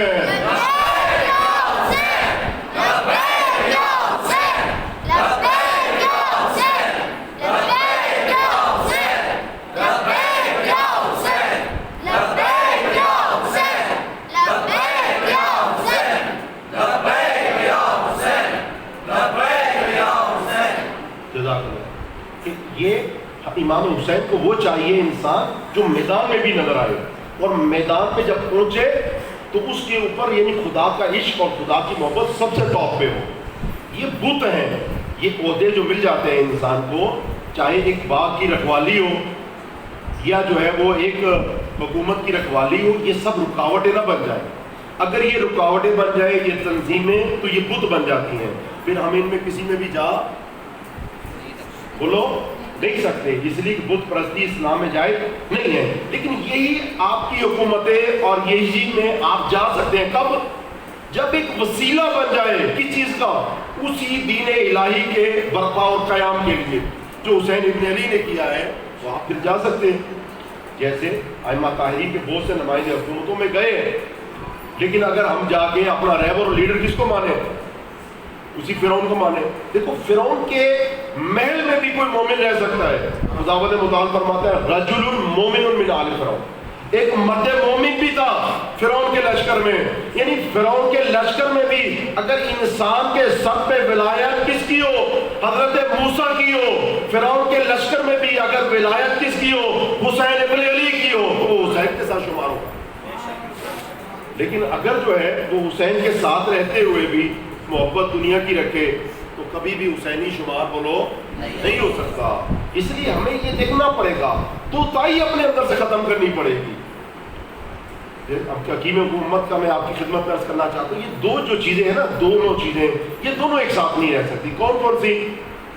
علم اور جہالت بولو، توحید اور شرک بولو۔ یار آپ بولتے کیوں نہیں؟ دیکھو ایسا نہیں کہ داد آپ سے لے رہے ہیں، میں تو آپ سے سوال کر رہا ہوں نوجوان جو بیٹھے ہیں کہ دیکھو دو چیزیں ساتھ چل سکتی ہیں، خدا اور بولو بت پرستی، امامت اور جمہوریت، امامت اور خلافت، امامت اور بادشاہ بولو نا، امامت اور آمریت نہیں چل سکتی نا۔ خدا کی کتاب اور لال کتاب نہیں، یار کچھ لوگ کہہ رہے ہیں نہیں دونوں چل سکتے۔ لال کتاب یعنی جو بندوں نے بنا لی اپنی طرف سے، خدا کی کتاب اور لال کتاب بولو نہیں چل سکتی۔ اسی طرح سے دین الہی اور یہ دنیا نہیں چل سکتی۔ اسی طرح سے انسان کے دل میں اگر مولا علی کی محبت ہے اور لندن کی محبت، حکیم امت جو فرماتے ہیں وہ کیا کہتے ہیں؟ وہ فرماتے ہیں میں نے اقبال سے ازراہ نصیحت یہ کہا، میں نے اپنے آپ کو نصیحت کی، کسی اور کو کچھ بات کڑوی باتیں ہوتی ہیں تو بندہ اپنے آپ کو کہہ لے تو بڑی بات ہوتی ہے۔ کب میں نے اقبال سے ازراہ نصیحت یہ کہا، کیا کہا کہ میں نے اقبال سے ازراہ نصیحت یہ کہا، نہ حامل روزہ ہے نہ تو پابند نماز۔ وہ بندہ خدا تو نہ روزہ ہے کہ پابند ہے اور نہ ہی تو حامل نماز ہے۔ یعنی کیا مطلب؟ اگرچہ نماز بھی پڑھتے تھے اور قرآن اتنا پڑھتے تھے جو قرآن مرنے کے بعد نکلا ہے اس پہ آنسوؤں کے نشان ہے، اور اگر ہمارا قرآن کھول کے دیکھیں گے تو بالوں کے گرنے کے تو پتہ چلے گا، جسے امام زمانہ اور رسول کے بالوں سے ہم منسوب کر دیں گے، لیکن آنسوؤں کے نشان۔ بھائی کوئی ایسا مومن نظر آیا آپ کو جو قرآن پڑھتے ہوئے رو پڑے؟ فرمایا میں نے اقبال سے حضرت رائے نصیحت کہا حامل روزہ ہے نا تو بولو پابند نماز، اور کہا کہ تیرا انداز بھی بڑا تملق انداز ہے، کہا کہ تو بھی شیوہ ارباب ریا میں ہے کامل۔ اقبال تو ایک مکمل منافق ہے، ایک مکمل منافق ہے، تو بھی شیوہ ارباب ریا میں ہے کامل۔ کیوں؟ کہ دل میں تیرے لندن کی عوض اور لب پہ تیرے ذکر حجاز، یعنی دونوں باتیں تجھے ایمان سے باہر نکال دیں گی کہ اگر لندن کی عوض بھی ہو اور یا رسول اللہ کا نام بھی ہو، اور لندن کی عوض بھی ہو امیر المومنین کا بولو نام بھی ہو، اور لندن کی عوض بھی ہو اور حسینیت کے نام بھی ہو، یہ انسان کو کہاں سے دوتائی نہیں چلنے دے گی۔ اسلام میں یکتائی ہے، دونوں چیزیں نہیں ہو سکتی کہ غلامی بھی پسند ہو اور آزادی بھی پسند ہو۔ بھئی آزادی کہاں ملے گی اور غلامی کہاں ملے گی؟ غلامی تو طاغوتوں کے سائے میں ملے گی، انسان کو وہ بھی پسند ہو، یہ میری جاب یہاں پہ ہے، یہ میری دنیا ہے، یہ میری دین ہے نا، ایسا نہیں ہے۔ انسان جو ہے وہ دونوں جگہ پہ نہیں چل سکتا، انسان کو واہ واہ بھی پسند ہو اور بصیرت بھی ہو، بھئی یہ نہیں ہو سکتا۔ آپ دیکھو کہ جہاں پہ واہ واہ کی بات ہوگی وہاں مجمع خوش کرنا ہے، وہاں بات کوئی سنانی نہیں ہے۔ اور اگر یہی مولا علی آ کے بولے نا تو ان میں سے کوئی بندہ بھی واہ واہ نہ کرے اور اس سارے اٹھ کے چلے جائیں۔ آپ اگر یقین کریں تو نیج البلاغہ پہ پڑھ کے دکھائیے، کبھی نیج البلاغہ پڑھتے ہوئے کوئی واہ واہ کر دے تو سمجھ لو کہ امیر المومنین کے حضور بھی یہ واہ واہ بولو کر دے گا، اور اگر جو ہے وہاں پہ خاموش رہ جائے تو بات بنتی نہیں۔ آج کل جو یہ فضیلت بیان کی جاتی ہے نا، یہ پڑھی نہیں جاتی، یعنی کسی کتابوں میں نہیں، گڑھی جاتی ہے، اور جب گڑھی جاتی ہے تو یہ پھر اس کے کوئی بھی لمٹ نہیں ہے۔ اور بندہ مومن بھی نے اگر عہد کیا ہو تو میں نے نہ کبھی کتاب پڑھی ہے، بولو نہ کبھی پڑھنی ہے، بہت سے بندے انہوں نے ایسے غلط عہد کر لیے ہیں کہ ہم نے نہ کبھی کتاب پڑھی ہے نہ کبھی پڑھنی ہے۔ بھائیو جب یہ عہد ہو گئے تو ہم حسینی بن نہیں سکتے۔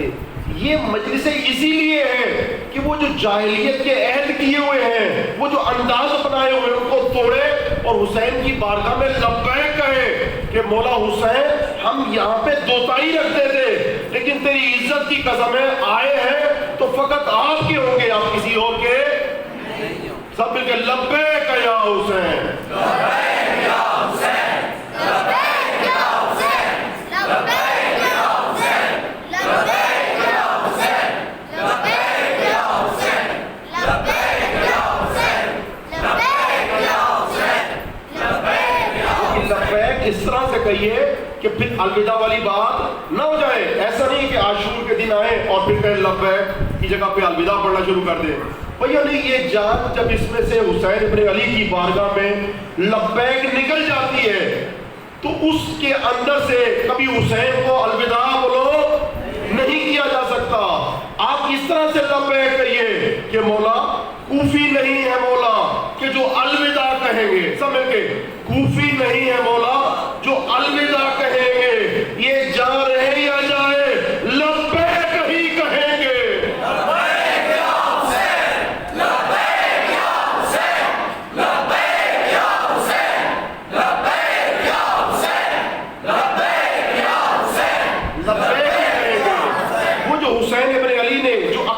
زندہ کیا نا، ہم انہی کو زندہ کریں گے جو حسین فرماتے ہیں ان الدائی ابن الدائی قد رکض بین اثنتین بین السلۃ ومن الذلہ وہیہات من الذلہ، ہیہات من الذلہ، ہیہات من الذلہ، ہیہات من الذلہ، ہیہات من الذلہ، ہیہات من الذلہ، ہیہات من الذلہ۔ امام حسین ابن علی کو دو طرح کی مشکل درپیش تھی۔ ایک پہلی مشکل کیا تھی؟ ایک پہلی مشکل یہ تھی کہ یزید برسر اقتدار ہے، اور یزید کون ہے؟ رجل فاسق شارب الخمر قاتل نفس المحرمات مولن بالفسق، اور فرمایا مثلی لا یباع مثلا، رجل فاسق، ایک مرد فاسق ہے، رجل فاسق شارب الخمر، شراب کو پیتا ہے، قاتل و نفس محرمات، اور قاتل ہے کس کا؟ ایک باعزت نفسوں کا، ایسا نہیں مجرم کو سزا دینا تو ضروری ہے، لیکن قاتل النفس المحرمہ ہے اور نفس محرمہ کا قاتل ہے، فرمایا مثلی لا یباع مثلا، میرے جیسے کی بیعت نہیں کرے گا۔ تو ایک مشکل جو درپیش ہے وہ یزید کا سایہ ہے، اور لوگ کیا کہہ رہے ہیں؟ لوگ کہہ رہے ہیں فرزند زہرا آپ آ جائیے، تو آپ فرماتے نہیں۔ اور دوسری مشکل جو درپیش ہے وہ یہ کہ لوگوں کی بے شعوری کی ہے۔ جو امام حسین ابن علی کے زمانے میں لوگ پائے جاتے ہیں یہ فیصلہ ہی نہیں کر پا رہے کہ راہ حق کیا ہے اور راہ باطل کیا ہے، ہم اس وقت ہمیں کرنا کیا ہے۔ جو کوفے کے لوگ ہیں، جو دوسرے لوگ ہیں، ان کو یہ نہیں سمجھ آ رہی، بولو نا کرنا، بولو بلند آواز سے۔ جو امام حسین کو مشکل درپیش ہے، مسئلہ درپیش ہے اس زمانے کا، وہ یہ ہے کہ لوگوں کی بے شعوری ہے، اور وہ کیا ہے؟ لوگوں کو یہ پلے نہیں پڑا کیا، بولو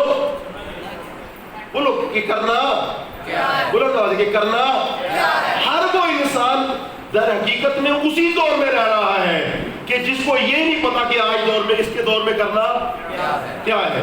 وہ کہتا ہے جناب یہ بھی قرآن کی آیتیں پڑھیں، یہ بھی قرآن کی آیتیں پڑھیں، یہ بھی امامہ رکھے بیٹھے، وہ بھی امامہ رکھے، مجھے پتہ نہیں لگتا، بولو کرنا کیا ہے۔ یعنی وہ جان لے کہ اس کے اندر جراثیم کوفے والوں میں پائے جاتے ہیں۔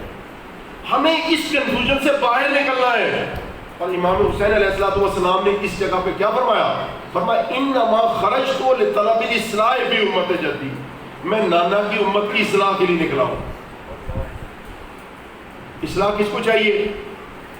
یزید کو، فاسق وہ ہے، شرابی وہ ہے، مولن بالفسق بولو وہ ہے، قاتل وہ ہے، لیکن امت تو حج کر رہی ہے، امت تو مدینے میں رسول کے روزے کا طواف کر رہی ہے، جالیوں کو چوم رہی ہے، امت تو بصرے میں عبادتیں کر رہی ہے، امت تو یمن میں تجارت کر رہی ہے، کوئی برائی تو نہیں کر رہی ہے، کوئی بے حیائی تو بولو نہیں کر رہی ہے۔ تو ایسے موقع پہ مولا کو کیا چاہیے؟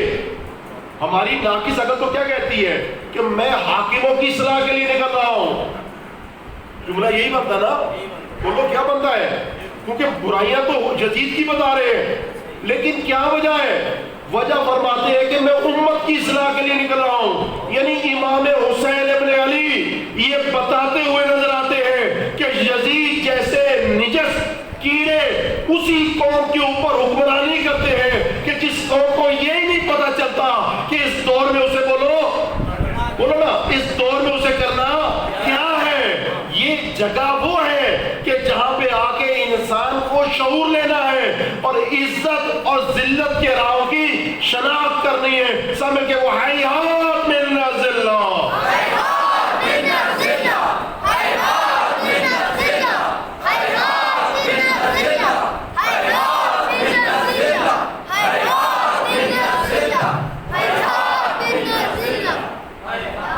جب انسان کو یہی نہیں پتہ لگے کہ اسے اس دور میں کرنا کیا ہے تو وہ کیسے آگے بڑھ سکتا ہے۔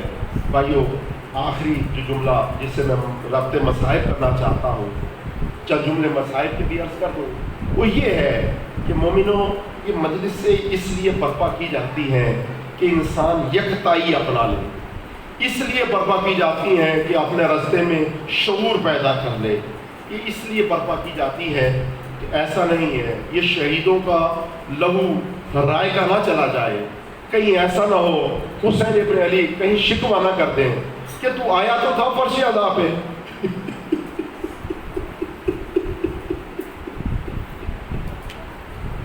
کہ تو آیا تو تھا فرش ادا پہ لیکن تیرا شعور نہیں بدلا، تو آیا تھا، تو نے لبیک بھی کہی تھی لیکن تیرا میدان نہیں بدلا، تو کیسا مومن ہے۔ یہ مجلس اس لیے برپا کی جاتی ہے کہ انسان شہیدوں کے لہو سے وہ شمع لے کے چلے جہاں ذلت کی راہیں پیچھے رہ جائیں کہ عزت کی راہوں پہ چل پڑے۔ اور خدا کی قسم اگر کسی کو عزت سیکھنی ہے تو کربلا والوں سے سیکھ، یعنی اس طرح سے عزت بتائی ہے کہ جو عزت بچانے کا حق بنتا ہے۔ آج میں آپ کی خدمت میں دو چار جملے جو ہو سکتے ہیں وہ امیر المومنین کے ایک جوان بیٹے، شیر خدا کے شیر بیٹے کے چند مسائل کے جملے عرض کرنا چاہتا ہوں۔ امیر المومنین کے گھر میں دیکھو حضرت عباس کی عظمت میں ایک جملے کہہ دوں اگر اجازت ہو کہ مولا عباس حضرت امیر کے گھر میں حسن جیسے بیٹے موجود ہیں، حسین جیسے بیٹے بھی موجود ہیں۔ آپ جانتے ہیں ان دو شہزادوں کی عظمت کتنی ہے، اگر ان کی عظمت کا پتہ چلے تو عباس کی عظمت کا پتہ چلے گا۔ اتنی عظمت ہے کہ ان شہزادوں کے لیے رسول فرماتے ہیں الحسن والحسین سیدہ شباب اہل الجنہ، یہ جوانان جنت کے سردار ہیں۔ تو مولا علی کے گھر میں حسن جیسا بیٹا بھی موجود ہے اور حسین جیسا بیٹا بھی موجود ہے، اور حسن اور حسین کے ہوتے ہوئے علی جیسا باپ جس بیٹے کے لیے نماز تہجد میں ادا کرے، دعا کرے بار الہا مجھے عباس جیسا بیٹا عطا کر۔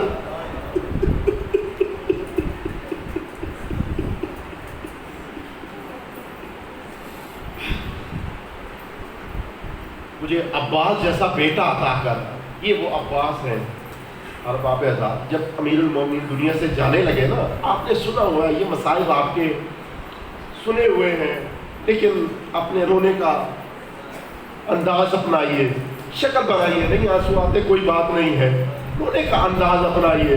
ارباب اعزاز ایک مرتبہ امیر المومنین دنیا سے جانے لگے تو تمام بچوں کو بلایا اور اپنے پاس ایک جگہ پہ امام حسن کو بٹھایا، اور ایک بچے کا ہاتھ پکڑتے امام حسن کے پاس ہاتھ میں دے دیتے، کہا بیٹا حسن یہ میرا بیٹا تیرے حوالے، میرا بیٹا حسن یہ میری بیٹی تیرے حوالے۔ اپنی ساری اولاد امیر المومنین نے امام حسن کے حوالے جب کر دی تو ارباب اعزاز ایسے موقع پہ غنودگی میں چلے گئے۔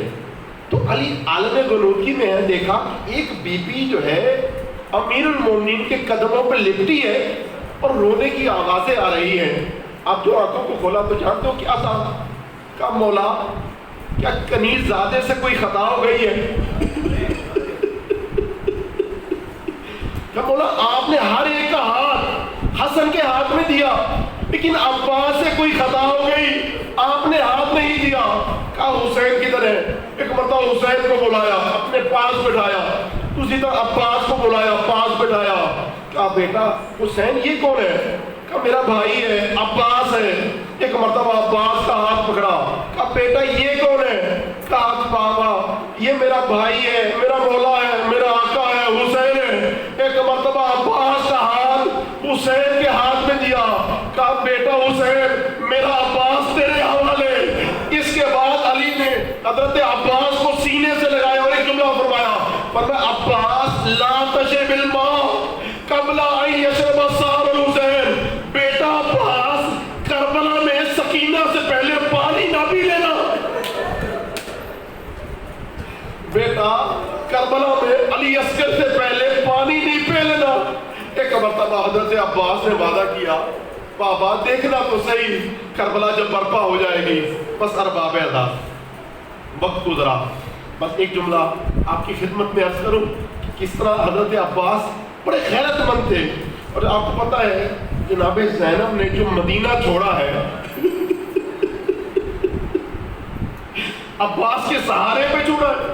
ایک مرتبہ ہمارے بزرگ عالم دین اختر عباس وہ فرمایا کرتے تھے کہ اتنی غیرت کی حضرت عباس میں کہ جب کبھی کوئی یہ جو لشکر اور یہ کارواں چلا جب مدینے سے مکے اور مکے سے کربلا، جب کبھی کوئی پڑاؤ ڈالتا تو کوئی خیمہ اکبر لگاتے، کوئی خیمہ قاسم لگاتے، کوئی خیمہ جو ہے وہ کوئی اور آباد لگاتے، لیکن جناب زینب کا خیمہ جناب زینب کا خیمہ وہ فرماتے ہیں خود عباس لگاتے، اور خیمہ اتنا بڑا لگاتے کہ جناب زینب کی سواری خیمے کے اندر جاتی اور زینب خیمے کے اندر سوار ہوتی۔ پوچھا کیوں؟ کہ اس لیے کہ عباس کی غیرت گوارا نہیں کرتی تھی کیا کہ کوئی زینب کے قد کو دیکھے۔ میں ہاتھوں کو جوڑ کے عرض کروں گا مولا عباس آج آپ کی غیرت تو گوارا نہیں کرتی کہ کوئی زینب کے قد کو دیکھے۔ مولا ای کاش شام غریبہ میں ہوتے جب زینب کے خیمے میں آگ لگی۔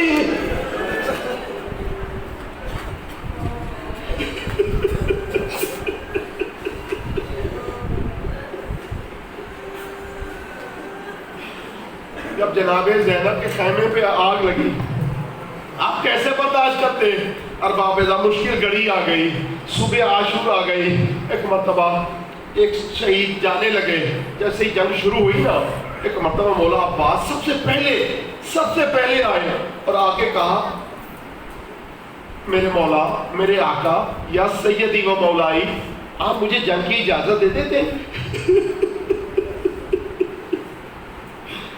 تاریخ کہتی ہے کچھ شہید آتے امام فوراً جب آتا اس کو اجازت دے دیتے، لیکن کچھ شہیدوں کو امام روک رکھا، کچھ عرصہ روکے رکھا۔ ان میں سے ایک حضرت عباس ہے، سب سے پہلے آئے، کہا عباس تم تو میرے لشکر کے سپاہ سالار ہو۔ عباس جس لشکر کا سپاہ سالار ہی نہیں رہتا وہ کیسے جنگ جیت سکتی ہے؟ عباس گئے، ایک مرتبہ اصحاب باوفا جانے دینے لگے، ہر ساتھی کو حضرت عباس تیار کرتے اور بھیجتے۔ ایک مرتبہ باری آئی اہل بیت اطہار کی، اس سے پہلے حضرت عباس پھر آئے، 3 مرتبہ آئے، پھر کہا مولا مجھے جنگ کی اجازت ہے؟ فرمایا بھیا آپ تو میرے لشکر کے سپاہ سالار ہیں، اور بھیا اس وقت تو لشکر میں وہ عوام موجود ہیں جنہوں نے کبھی تلوار بھی نہیں اٹھائی۔ کہا بھیا اگر اصحاب کو آپ کی ضرورت تھی تو یہ تو اہل بیت ہے، بھیا ان میں سے وہ تو گھوڑا سواری بھی نہیں جانتے۔ سنو گے ارباب اعزاز، حضرت عباس چلے گئے، ہر اہل بیت اطہار جب بھی کوئی گھوڑے سے گرتا تو حسین ابن علی کو پکارتا، مولا الیہ، مولا میرے پاس آئیے، اور جب سوار کرایا جاتا تو عباس سوار کراتے۔ لیکن ارباب اعزاز میری بہنوں، ایک وقت مشکل آ گیا کہ کربلا کے بل میں بس 2-3 احباب بچے، ایک علی اصغر بچ گئے، دوسری طرف سے حضرت زین العابدین بچے، اس سے حضرت عباس آئے آقا کے پاس، اب مولا آپ مجھے جنگ کی اجازت دیتے ہیں؟ تو آپ نے ایک جملہ فرمایا، آپ نے فرمایا بھیا عباس، کوئی جملہ فرمایا، عباس آپ میرے لشکر کے سپاہ سالار ہیں۔ تاریخ کہتی ہے، جو رونے کے لیے آئے نا ایک جملہ عرض کرنا چاہتا ہوں، تاریخ کہتی ہے نظر یمیناً و نظر شمالا، ایک مرتبہ دائیں دیکھا کوئی نظر نہیں آیا، نظر یمیناً و نظر شمال، ایک مرتبہ بائیں دیکھا کوئی نظر نہیں آیا۔ کہا مولا اب وہ لشکر ہی کہاں رہ گیا؟ مولا اکبر تو مارے گئے، اولو محمد تو مارے گئے، قاسم تو مارے گئے، مولا وہ لشکر ہی کہاں رہ گیا جس کا میں سپاہ سالار ہوں؟ مولا اجازت دیجیے میں بھی جان آپ پہ قربان کروں۔ اجازت ملی۔ کہا بھیا آپ جنگ پہ جانا ہی چاہتے ہیں تو جائیے، کچھ پانی لے آئیے پہلے، اس لیے کہ بھیا اگر آپ چلے گئے پھر ان بچوں کو کوئی پانی پلانے والا نہیں رہے گا۔ ایک مرتبہ جاؤ عباس، حضرت عباس خیمے میں آئے، ایک مرتبہ عجیب منظر دیکھا، چھوٹے چھوٹے بچے، اور استاد محترم قبلہ سید جواد نقوی حافظہ اللہ ارشاد فرماتے ہیں کہ جناب سکینہ اور بچوں کا عالم یہ ہے کہ ایک مرتبہ مختلف مشکیزیں پڑے ہوئے ہیں، آپ کو پتا ہے کہ پورا کعبہ ہے، اور ہر مشکیزے پہ جناب سکینہ اور بچے جاتے ہیں خیمے میں اور دیکھتے ہیں کہ شاید اس مشکیزے میں پانی ہے، شاید اس مشکیزے میں پانی ہے، لیکن جناب سکینہ کو کہیں پانی نظر نہیں آتا۔ جب چچا کو آتے ہوئے دیکھا، ایک مرتبہ خالی مشکیزہ لیا، عباس کے بازو پہ ڈال دیا، شاید حضرت عباس نے یہیں پہ دعا کی ہو۔ جناب استاد فرماتے ہیں کہ ایک مرتبہ جناب سکینہ نے وعدہ کیا بچوں سے، کیا کہا؟ بچوں ابھی تک تو تم پانی کی امید میں تھے، لیکن سکینہ وعدہ کرتی ہے کہ ابھی میرا چچا جائے گا تو پانی لے کے آئے گا، سب سے پہلے تمہیں پانی پلاؤں گی۔ یہ مشکیزہ جو رکھا تو شاید عباس نے دعا کی ہو کہ بارے اگر پانی نہیں لا سکا تو یہ بازو بھی سلامت رہے،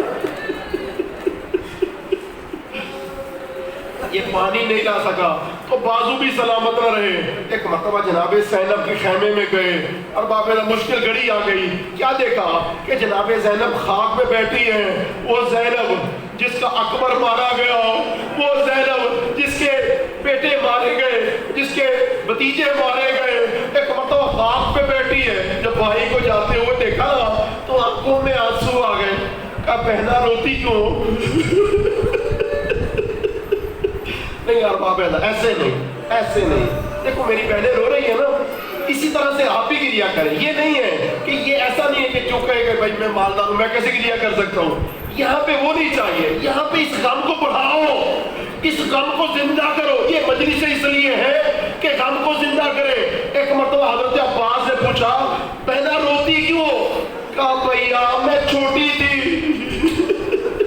بابا کی گودی میں بیٹھی تھی، ایک مرتبہ میرے سر سے چادر اتر گئی، میں نے دیکھا بابا نے رونا شروع کر دیا، میں نے پوچھا بابا روتے کیوں؟ کہا بیٹی ایک دن آئے گا یہ نہیں تیری چادر اتاریں گے۔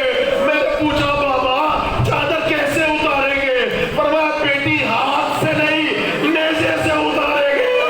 کہا بھیا میں سمجھتی تھی کہ جس کا عباس جیسا بھائی ہوگا،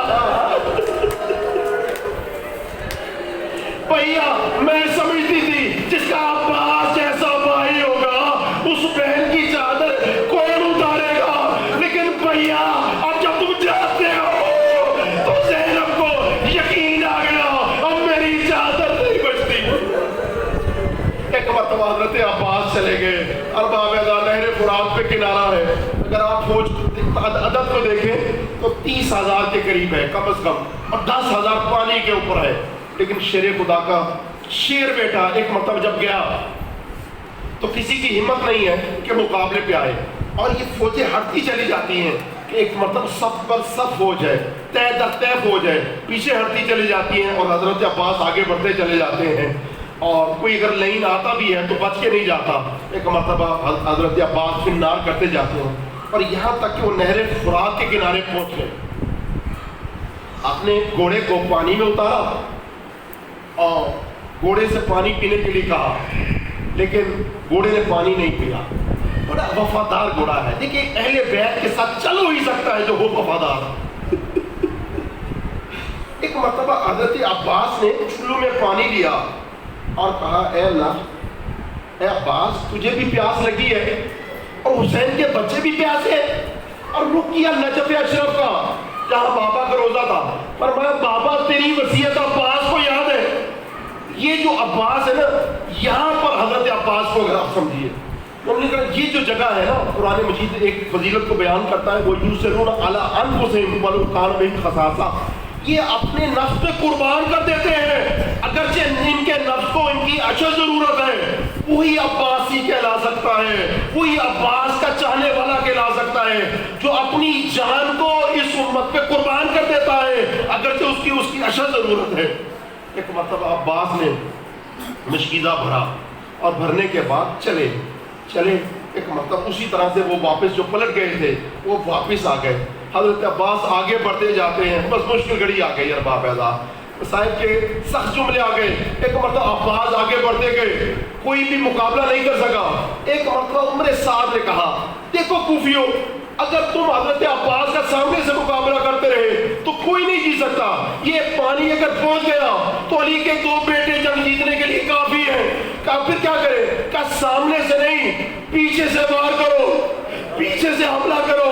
بس ارباب اعزاز ایک مشکل جملہ کہنا چاہتا ہوں، ایک لائن آگے بڑھا، ایک مرتبہ اس نے وار کی، حضرت عباس کے دائیں بازو کو نشانہ بنایا، حضرت عباس نے اس دائیں بازو میں مشق پکڑی تھی، ایک مرتبہ ان لائنوں کے لیے چاہتے کہ پانی نہ پہنچ جائے، اس لائن نے نشانہ بنایا، عباس کا دائیں بازو قلم ہو گیا۔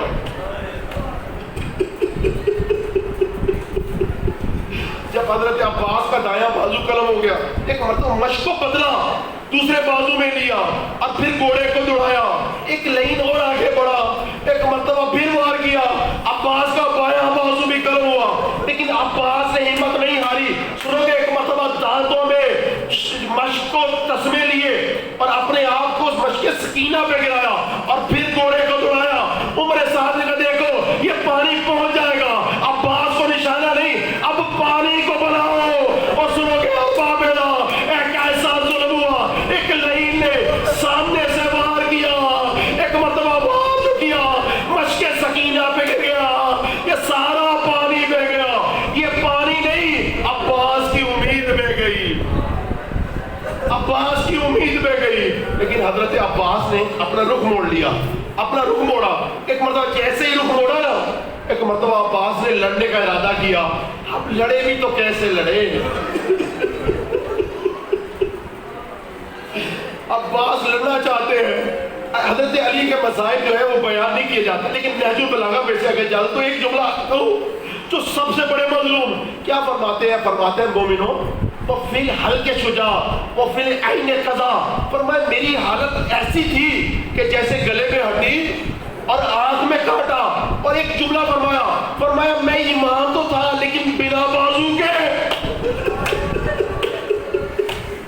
فرمایا امام تو تھا بنا بازو کے. فرمایا وہ کیا کر سکتا ہے, حضرت علی فرماتے ہیں فرمایا وہ کیا کر سکتا ہے جس کے بازو نہ ہو. تو عباس لڑنا تو چاہتے ہیں لیکن کیسے لڑ دیتے ہیں جس کے بازو نہ ہو. ایک مرتبہ حضرت عباس جب لڑ رہے تھے, ایک مرتبہ ایک لعین نے نشانہ بنایا, حرب عبیدہ کس چیز کا نشانہ بنایا؟ حضرت عباس کے سر اقدس کا نشانہ بنایا.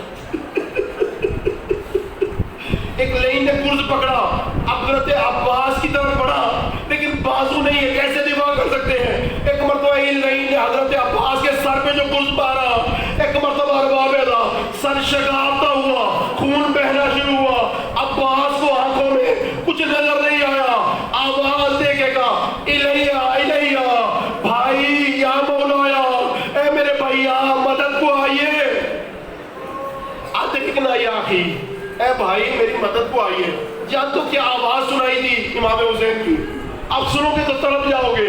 حسین ابن علی جب حر کے بیٹے نے پکارا تو سب سے پہلے گئے, جب اکبر نے پکارا تو گئے, لیکن کیسے گئے تھے؟ فرمایا تھا اکبر تیری شہادت سے میری آنکھوں کا نور ختم ہو گیا, لیکن عباس کی جب چلنے لگے لبیک میں کیا کہا کہ عباس تو گھوڑے سے گر گیا لیکن کمر میری ٹوٹ گئی. اب وہ حسین چلے, کمر جن کی ٹوٹی ہے. ایک مرتبہ عباس کے لاشے پہ پہنچے, کہا بھیا آنکھوں میں خون بہ رہا ہے اور سر شکافتہ ہے, بھیا اگر کہو تو میں آپ کو خیمے میں لے چلوں. قبلہ استاد جوان نبی صاحب یہ جملہ فرماتے ہیں, کہا اپنے بھائی سے, کہا بھیا اگر کہو تو میں آپ کو خیمے میں لے چلتا ہوں. اس کی وجہ یہ ہے کہ بہنیں منتظر ہیں آپ کو دیکھنے کے لیے, بہنیں مرہم کریں گی, آپ ٹھیک ہو جائیں گے. ایک مرتبہ آنکھوں پہ جیسے ہی کھلی, خون ہلایا, اشارے سے فرمایا نہیں. کہا کیوں بھیا؟ فرمایا استحیی من بنتک السکینہ, بھیا مجھے سکینہ بی بی سے شرم آتی ہے. علماء کرام نے اس پہ مختلف گفتگو کی ہے کہ آخر کیوں نہیں عباس جو ہے اپنا لاشا لے جانے دیا. کچھ نے یہ وجہ بتائی اور کچھ نے یہ وجہ بتائی اس لیے کہ حسین ابن علی کس طرح سے ایک جوان بھائی کے لاشے کو اٹھائیں گے جو اکبر کے لاشے کو اٹھاتا ہے. تو ایک مرتبہ آواز دے کے کہتا ہے ارے بنی ہاشم کے بچوں میری مدد کو آؤ, بوڑھے باپ سے جوان بیٹے کا لاشا نہیں اٹھتا. اور تیسری وجہ جانتے ہو کیا وجہ ہے؟ وجہ یہ ہے کہ حضرت عباس کو پتا ہے کہ ابھی جو ہے وہ شام غریبہ آ جائے گی اور لاشوں پہ گھوڑے دوڑائے جائیں گے, نہ میرا لاشا اٹھانے والا کوئی ہوگا نہ فرزند رسول کا لاشا کوئی اٹھانے والا ہوگا. ایک مرتبہ ایک جملہ بنو امیہ سے کہہ رہے تھے, دیکھو میرا لاشا باہر پڑا ہے, اگر گھوڑا دوڑانا چاہتے ہو تو عباس کے لاشے پہ دوڑا لو. ایک مرتبہ روح عباس نے پرواز کی, خالی علم لیا اور خیمے کی جانب چلے. ایک مرتبہ خیمے میں دو منظر ہیں, چھوٹی چھوٹی بچیاں جناب سکینہ کے پاس بیٹھی ہیں اور جناب زینب نے بیویوں کو گھیرا ہوا ہے, بس ختم ہو گئی مجلس عبیدہ. ایک مرتبہ حضرت سکینہ نے خالی علم آتے ہوئے دیکھا تو دور سے تھا, کہا دیکھو بچوں میرے چچا پانی لے کے آ رہے ہیں, سب سے پہلے تمہیں پانی دوں گی. جناب زینب نے جو دیکھا, کہا دیکھو پردے کا محافظ عباس آ رہا ہے, لیکن یہ آس ٹوٹ گئی. جب دیکھا تو خالی علم تھا. جناب سکینہ نے اور بچوں نے پیالے گرا دیے. جناب سکینہ نے اعلان کیا بچوں کوئی پانی نہیں مانگے, اس لیے کہ میرے پاپا کے پاس اب کوئی دوسرا عباس نہیں ہے. اور جناب زینب نے بیان کرنے شروع کیے, کہا بیویو مجھے معاف کرنا, جس کے سہارے میں مدینے سے چلی تھی وہ عباس مارا گیا. تاریخ کہتی ہے کہ حضرت عباس کی شہادت کے بعد دو ایسے ظلم ہوئے کہ پتھر دل بھی خاموش نہیں رہ سکے. ماؤں کے جگر پھٹ گئے, باپ کے کلیجے